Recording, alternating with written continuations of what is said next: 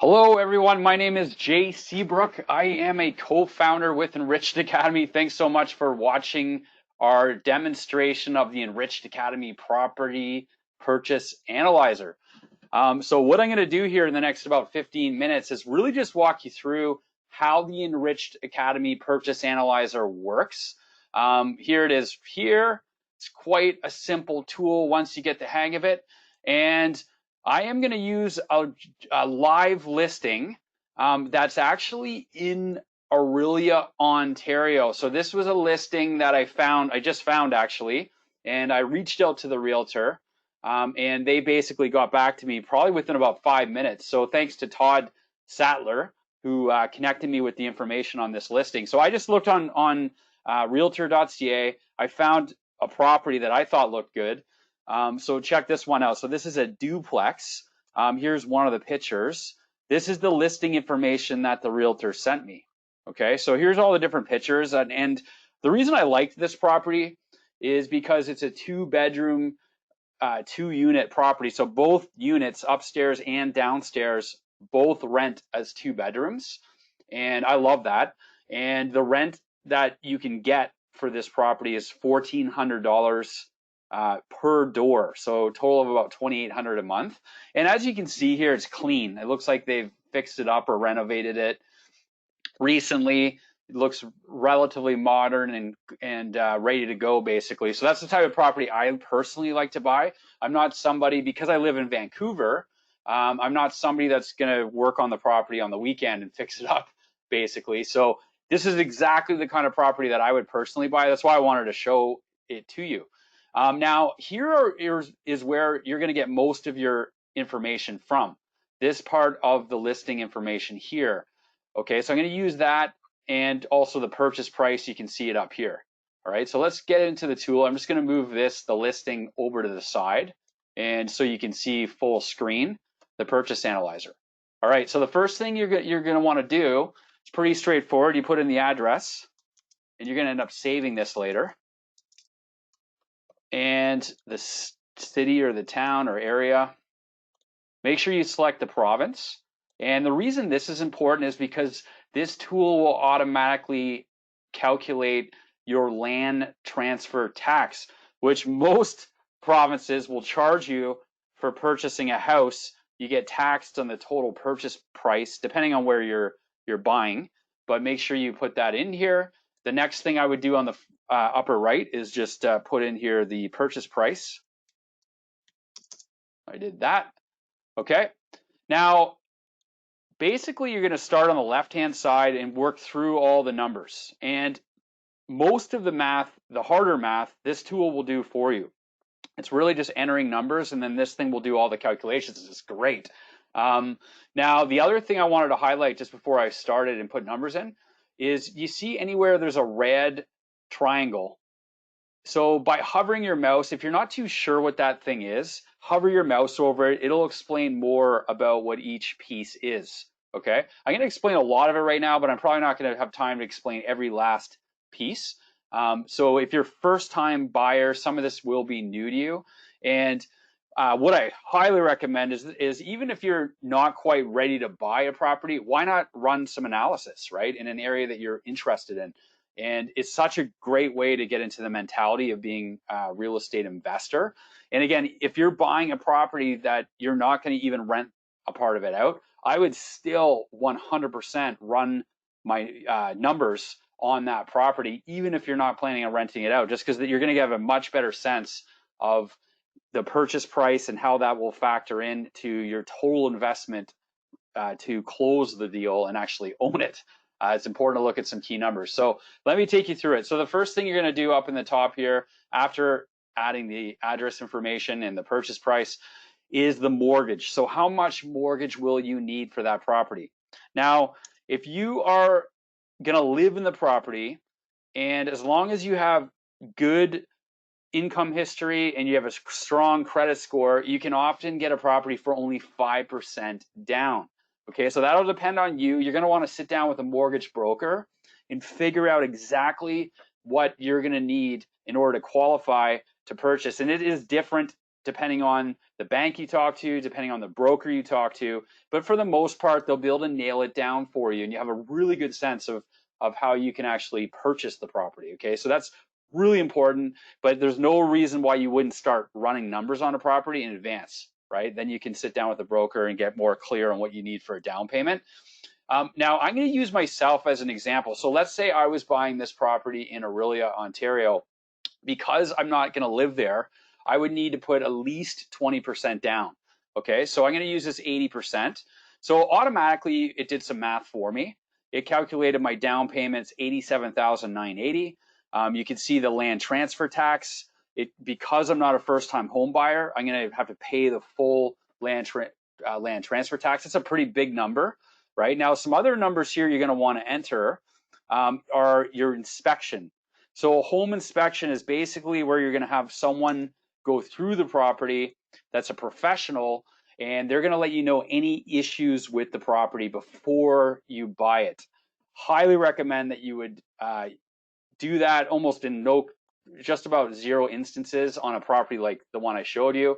Would I not do this if it's an older house? Probably there's going to be some surprises, and it's just really good to know about it before you accept the final purchase price with the person selling it. Okay. The next area here is the appraisal, and I'm just going to use rough numbers. So inspection, I'm saying 400. Usually it's going to cost you between 250 to maybe even 500 for a property like this to get the inspection done.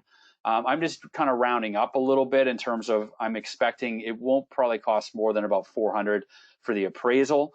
Now, the appraisal is something that often a lender is going to request. The lender will sometimes pay for this, not all the time. And so that is where they're going to basically try to, based on all the other properties in the area selling and what they've sold for recently, they're going to give to the lender approximate fair purchase price. Okay. Now, if their number is a lot lower than the number up here, you probably won't get financing, right? As an example. So just make sure you build that cost in here. Another cost I would definitely build in is this legal costs. So the lawyer, you're going to need a lawyer to actually complete the transaction. In Orillia, because I've closed deals there, I mean, that's a really good number, about $1,500. This is where Kevin and I own several properties, so I'm comfortable with that number right there. If there's immediate repairs and renovations, if there are other financing costs, you just want to enter these numbers in here. And again, you can read up more on this just by hovering your mouse. It'll give you a bit of a definition, but then you can read up. But this here is about what I would need. The one other thing I wanted to throw out there is there's something called the staying power fund, which is this right here. And what this is, it's basically just setting aside money right at purchase for inconveniences that happen at that property. Like either it ends up being vacant for a little while, or it's like you have to repair something in the first couple of months that you didn't foresee. So the staying power fund is there to help you, smoothen out those types of bumps, right? So you're not totally shocked when it happens. I'm going to use this, I'm going to keep this zero. I'm comfortable with these numbers myself, but that is what this means right here. So you might want to put that in. It's up to you. Okay, so my total initial investment is $95,000. That's what I'm going to need for this property to become mine at the closing. Okay, pretty straightforward. Now, again, I'm going to look at the listing again just to show you. Here it is. So the next numbers I'm going to get are all pretty much in the expenses area of the listing down here. If they're not in here, you can email the realtor and they'll typically give them to you, right? So I'm going to take the numbers from here and just plug them into this spreadsheet. So the first thing is heating, and again, I'm looking at the spreadsheet on another screen, or the listing on another screen. I can see that the heat was $1,451 over the last year. Now, one thing I always do is if I'm running numbers, I just look at, does that number sound realistic? Because there is the odd instance where we'll find numbers that are lower than they should be, right? And I'd rather them be almost a little higher than they should be when I'm running analysis. And that way there's no surprises when you buy the property, okay? Now, this realtor here and the numbers that are in here actually all look super accurate, so I'm going to take them at face value. The electricity, so I'm looking at that. So the tenant the tenants pay the electricity in this property because there's two separate meters. So for that reason, I'm going to keep that 0 because I'm not going to pay for it as the owner of the house. Okay. The next thing here is water sewer, $9.89. Yep, that looks right. Property taxes that the city charges you each year for owning the house, $2,729. Yep. There's no condo fees. If I was buying a condo, I would need to factor in the condo fees. Insurance, they have down $1,284. Yep, that sounds right for what I pay in that town. Property management. Now they have no numbers in the listing for property management.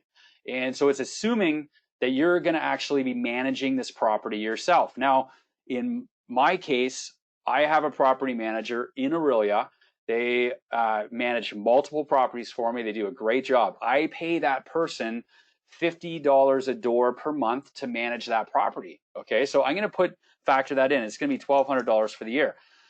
All right. Now, again, if you're going to manage the property yourself, you could put 0 in here. I live in Vancouver. This house is a 9-hour commute each way, right? Including airport time and all that kind of stuff. So there's no chance I'm going to manage it. So I'm going to factor that in. Another thing, repairs and maintenance. This is huge to make sure you factor a good number in here.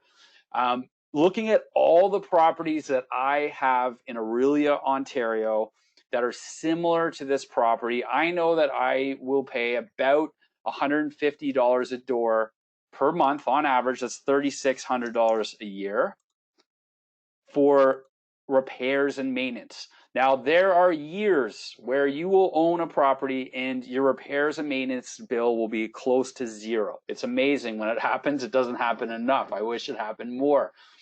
More realistically, something will happen, like you have to redo the roof or the patio will have to get redone or put new windows in.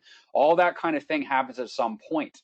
Okay, so because of that, I would factor at least $150 a door is pretty safe from my standpoint in terms of the average, right, of looking at all the properties I have. All right, now in terms of snow removal, yard care, I'll likely get my tenant to do this, my property manager will. And any other expenses that you could foresee, make sure you put numbers in here, right? Now I'm comfortable with this, so it's about $11,000 a year in expenses, right, for that property. The next thing I'm going to look at in the upper right now is mortgage. So I'm going to get a principal plus interest mortgage. That's what that stands for, P plus I. And I am going to use 3.5% for the mortgage rate. You could probably get less right now. I'm just going to factor that in. I feel comfortable with that number, for the next while. Okay, so it'll show you your monthly mortgage cost. It'll show you your annual, what you're going to have to pay just for the mortgage. All right. Now, the last input area here is rent. And again, I'm just going to show you the listing one more time. See where the net income is right here. So that's where I'm going to get the rent information. Okay, so it's $33,600. That is $1,400 per unit. Again, for a 2-bedroom unit, I know based on all the other 2-bedroom units I own in Aurelia, that number's correct. It looks like the house is vacant right now, so I'll be able to rent at market value. Now, sometimes you're going to buy a house that isn't vacant, and you got to factor whatever the rent is currently at, because it's not easy to get a tenant out necessarily if they're paying way below market rent, or it's not, you can't just raise the rent on people, right? There's a certain amount you're able to raise rent each year. I love buying properties that are totally vacant. This one looks super clean. That's partly why they're selling it like turnkey and empty, and because a lot of investors are attracted to that, right? So again, gross rents for the year on this listing is $33,600. I'll use their number. Okay. Now, basically from there, it will calculate, here is your income, all of that stuff is here. Here is your cash flow. So that is over and above your expenses. So if you're fully rented, over and above all your expenses, that is about how much you should expect in cash flow every month. Now, to go a little deeper on that, that doesn't sound that exciting, $49 a month. I'm comfortable with this number because, again, I almost overestimated, or at least I was very realistic about repairs and maintenance and things like that. I'm okay with this particular deal. Now, if I was looking at a deal in Toronto, or I was looking at buying a condo in Vancouver or something, I would pay $439,000 downtown Vancouver, and I would probably only get, maybe $1,700 rent for the whole place. This place rents, quite well at $2,800. That's one of the beauties of owning in a small town, is you can generally cash flow the properties a lot easier than you can, GTA, Greater Vancouver area. It's nearly impossible. So for that reason, I almost personally never buy properties in big cities like that anymore for that reason. Okay, so I don't like having a property that you have to constantly pay to keep owning it. Even though it's rented, you're still putting money in. We don't love that. So we really try to look at cash flow producing properties, okay? Now, here are the key numbers to understand. You will see the cash return right here. So it's showing on the cash flow what return on investment. So that's the $98,000. That's how it's doing the math on your purchase price. You will get below a 1% return a year. Okay, that's fine. The next area here is this mortgage pay down. So this is where you start to make a lot of money as an investor, because essentially what's happening, I'm going to rent this house up. Okay. When it's rented, someone else is paying my mortgage for me. And that amounts as an average to about $9,000 a year, which is huge. I'm going to get that money back someday. The other money I'm going to get back someday, but I'm not getting it right away, is appreciation. So that's the house going up in value. Now, this is factoring a 3% increase in value as an average each year in that market. Now, this year it might come down a bunch, right, as an example. But I can tell you in Aurelia, I've enjoyed a much greater than 3% appreciation. You can still just use 3% as an average. I can also tell you this, I owned in Aurelia for about 10 years, multiple properties before there was any appreciation. A lot of the appreciation in this market has happened in the last 8 years, right? That's why it's really important to look at real estate investing for the long term and not get caught up just in the short term. It's not that exciting short term. How it gets exciting is buy and hold and keep the property in really good shape as time goes on. One other important number I didn't talk about here is this vacancy allowance. So this will factor in your property being vacant some of the time. So enter a number that you think works for that marketplace. 2% is pretty low for Aurelia. I'm actually comfortable with it because all of my properties there are rented up almost all the time. So I'm pretty comfortable with that. So again, getting down into the final number, you can see the total return on initial investment should average somewhere around 23% per year. Maybe not every year. Some years it'll be higher. Some years it'll be lower. But I can tell you that's quite realistic based on several other properties that I have in that marketplace, right? So I hope that answers any questions. I know we had some people request this specifically. So this is a really cool tool. We implore you to use it. The beauty of this is really all you need to do is email and you'll get the numbers from a realtor. And without them spending a whole bunch of time with you, you can start to analyze some possible investment opportunities even before you're ready necessarily to make the plunge, right? And if you start thinking like an investor like this, you're going to become one so much faster. I want to show you one final sheet here. This is just sort of a bonus, if you will. So this shows analysis I'm doing all the time. So I'm doing analysis on real estate all over Canada, and you can see the number of units. And this was Adderley Road, but I love, kind of calculating in what's the average rent, what's the cash flow, what return on investment can you get, right? And basically running analysis all over the place. So I'm doing this because I'm an active real estate investor. Even now, I'm looking at a multi-unit, like 5+ to maybe 15 units, depending on where I buy buildings. So for that reason, I'm running analysis everywhere and narrowing it down as we speak in terms of where I'm going to invest next. If a really nice property came up in Aurelia, Barrie area that was 5+ units, I'm going to be on it. But there's not too much of that comes up is what you'll find. But anyways, so there's a little deeper analysis on the way we look at real estate investing in different markets before we buy there.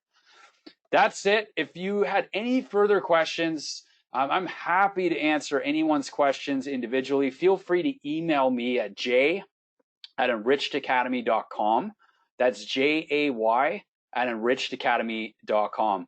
Thanks so much again for tuning in, and have a fantastic rest of your day.